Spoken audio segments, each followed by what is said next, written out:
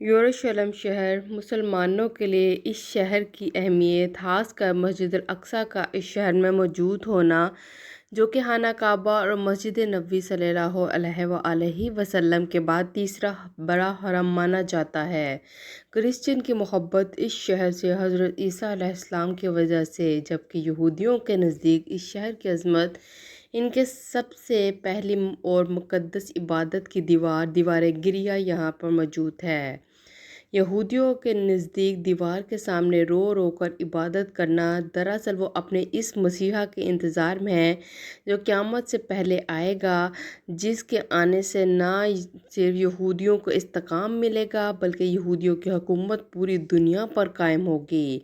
ہیکل سلیمانی کی سب سے پہلے بنیاد حضرت داؤد علیہ السلام نے رکھی تھی، اور بعد میں آپ کے فرزند حضرت سلیمان علیہ السلام نے اسے ایک خوبصورت انداز کے اندر جنات کی مدد سے تعمیر کیا، اور اس کے اندر مقدس صندوق تابوت سکینہ بھی رکھا گیا۔ یوں اسے ہیکل سلیمانی بھی کہا جاتا ہے۔ یہودیوں کی نافرمانیوں اور ناشکری کی وجہ سے 2 مرتبہ اس مقام پر حملہ ہوا۔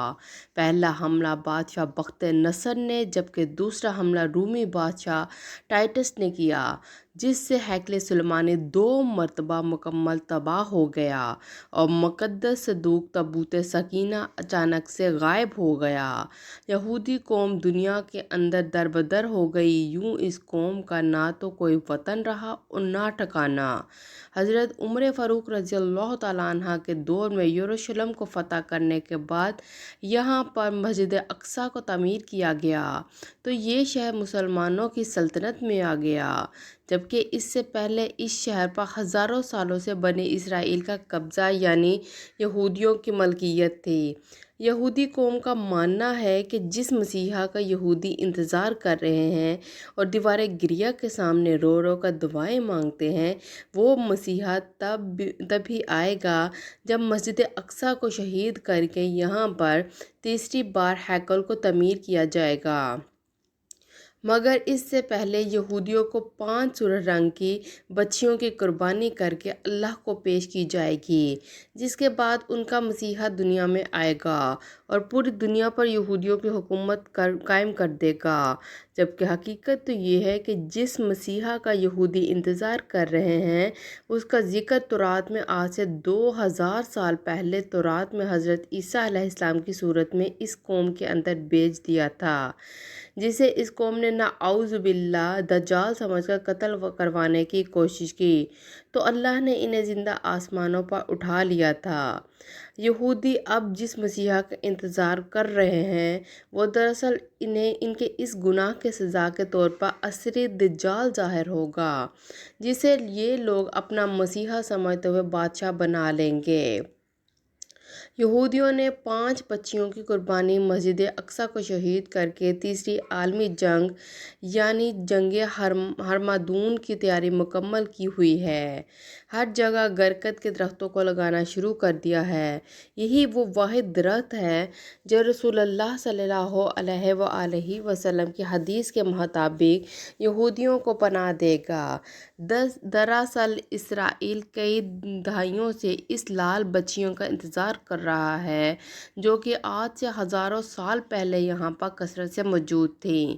مگر اب یہاں پر ناپید ہو چکی ہیں۔ حالانکہ اس وقت بھی دنیا میں لال رنگ کی بچیوں کو تلاش کرنا کوئی اتنا مشکل کام نہیں ہے۔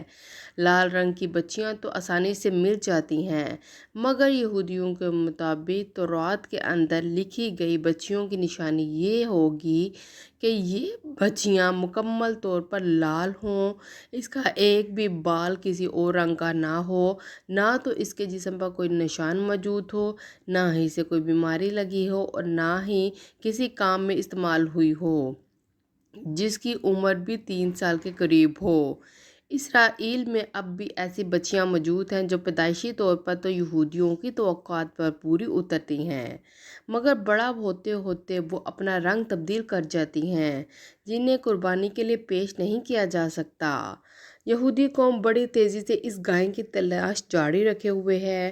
2022 میں یہودیوں کو ایک ایسی گائے کو تلاش کرنے میں کامیاب بھی ہو گئے جب امریکن ریاست ٹیکساس کے اندر یہ 5 لال رنگ کی بچیاں مل گئیں، جو کہ ان کی تمام تر توقعات کے مطابق، یعنی یہودیوں کے مطابق، جن کا ذکر اللہ نے تورات میں بیان کیا، حضرت موسیٰ علیہ السلام کے دور سے لے کر حضرت عیسیٰ علیہ السلام کے دور تک یہودی قوم کا دستور تھا کہ کسی بڑے کام یا عبادت کے لیے ایسی ہی لال بچیاں کسی قربانی پیش کیا کرتی تھیں، جبکہ قرآن کے اندر اس کا رنگ سرخ پیلے رنگ کا بیان ہوتا ہے۔ جس بچیوں کی تلاش یہودیوں نے لال رنگ سمجھ کر کی ہوئی ہے، وہ اصل میں پیلے رنگ کی ہے، یا اسے سرخ و پیلے رنگ کا مکسچر بھی کہا جا سکتا ہے۔ آج تک دیکھا یہی گیا ہے کہ آج سے ہزاروں سال تک پیلے رنگ کی گائیں نہ تو کبھی دیکھی گئی اور نہ ہی کبھی موجود تھی، جس کا مطلب تو پھر یہی ہوا کہ قرآن کے مطابق اس کا رنگ پیلے اور لال رنگ کا مکسچر تھا، جس کا ذکر کچھ یوں ہوا کہ بنی اسرائیل میں حضرت موسیٰ علیہ السلام کے دور میں ہوئے قتل کا فیصلہ سنانے کے لیے حضرت موسیٰ علیہ السلام نے اللہ کے حکم پر اس گائے کو قربان کرنے کے لیے کہا، تاکہ یہودی قوم کے دل سے بال نامی مجسمے کی محبت کو ہمیشہ کے لیے نکالا جا سکے۔ اسی وجہ سے یہودی اس روایت کو سنبھالے ہوئے تو ہیں، مگر حضرت عیسیٰ کے آسمان میں اٹھائے جانے کے 70 برس بعد جب رومی بادشاہ ٹائٹس نے یروشلم پر حملہ کیا تو یہودی اپنے جانیں بچا کر تمام ملکوں میں پھیل گئے، اور اس جگہ بچ جانے والی لال گائے میں پیلے اور لال رنگ کا مکسچر پیدا ہونا شروع ہو گیا۔ 1948 میں جب سے اسرائیل ملک کا وجود بنا تو پھر سے اسرائیل نے اس بچیوں کی تلاش دوبارہ سے شروع کر دی۔ آخر 2018 میں پہلی بار اسرائیل سے خبر آئی کہ وہ لال رنگ کی بچیاں تو مل گئی ہیں، لیکن وہ ان کی توقعات پہ پوری نہیں اتر رہی۔ اس کے بعد اسرائیل نے ان کی جینیٹیکلی طور پر بھی پیدا کرنے کی کوشش کی، مگر انہیں ناکامی کا سامنا ہی کرنا پڑا۔ آخر ایک بار پھر سے 2022 میں اسرائیل کے اندر خوشی کی لہر دوڑ گئی جب انہیں 5 لال رنگ کی بچیاں مل گئیں، جنہیں اسرائیل لایا گیا اور اسے ایک خفیہ مقام پر شفٹ کر کے ان کی دیکھ بھال شروع کر دی گئی۔ ان کے مالک کا بیان آیا ہے کہ یہ مطلوبہ جانور بالکل پرفیکٹ ہیں، نہ ان پر کبھی کوئی بیماری آئی، نہ ہی ان سے کوئی کام لیا گیا، اور نہ ہی کورونا کے آنے سے ان کے کانوں پر کوئی ٹیگ لگا گیا، جیسا کہ کورونا کے درمیان امریکہ میں لگائے گئے تھے۔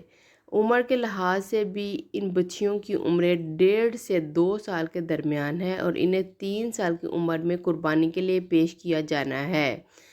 اگر مزید 1 سال میں ان کے اندر کوئی بیماری یا کوئی ڈیفیکٹ نہ نکلا تو بائبل کے مطابق نمبرز کی کتاب میں لکھا ہے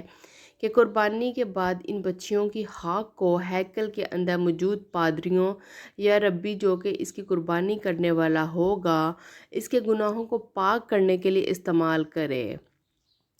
صرف یہی تک نہیں بلکہ اس شخص نے کبھی مردار چیز کو ہاتھ نہ لگایا ہو اور بالکل گناہوں سے پاک ہو۔ ایسے ہی 7 ربی یہودیوں نے سلیکٹ کر رکھے ہیں جو صرف یہودیوں کو گائے کے جوان ہونے کا انتظار ہے، جو کہ صرف 1 سال ہے۔ اس قربانی کو ماؤنٹ اولیو یعنی زیتون کا پہاڑ بھی رکھی گئی ہے، اور یہی وہی جگہ ہے جہاں سے مسجد الاقصیٰ کا نظارہ بالکل واضح دکھائی دیتا ہے۔ یہ پہاڑ ہر جگہ سے برکت کے درختوں سے گھرا ہوا ہے۔ یہودی قوم اس بات کو اچھی طرح جانتی ہے کہ یہودیوں کی تورات کرسچن کے مطابق انجیل اور مسلمانوں کی صحیح احادیث میں واضح طور پر ایک عالمی جنگ کا اشارہ دیا گیا ہے، جو کہ حق و باطل کی واضح جنگ ہوگی، جس کا نام ہوگا ہرملدون۔ یہ جنگ اتنی سخت جنگ ہوگی جس کے بارے میں رسول اللہ صلی اللہ علیہ وآلہ وسلم نے فرمایا کہ اس جنگ میں اگر کسی کے 100 بیٹے ہوں گے تو 99 قتل ہو جائیں گے۔ اس جنگ کا میدان بھی یروشلم ہی ہوگا، جس میں مسجد الاقصی کو ان قربانی کی بچیوں کو قربان کرنے کے بعد شہید کر کے بعد تیسری مرتبہ ہیکل سلیمانی کو تعمیر کیا جائے گا۔ تو مسلم سلطنتیں ایک طرف ہو کر اور کافر حکومتیں دوسری طرف مدمقابلہ ہوں گی۔ اس وجہ سے یہودیوں پر چھایا ہوا خوف، جسے اسرائیل مغربی طاقتوں کے ساتھ مل کر اپنے آپ کو مضبوط کرنے کی بھرپور کوششیں جاری رکھے ہوئے ہے۔ رسول اللہ صلی اللہ علیہ وآلہ وسلم کا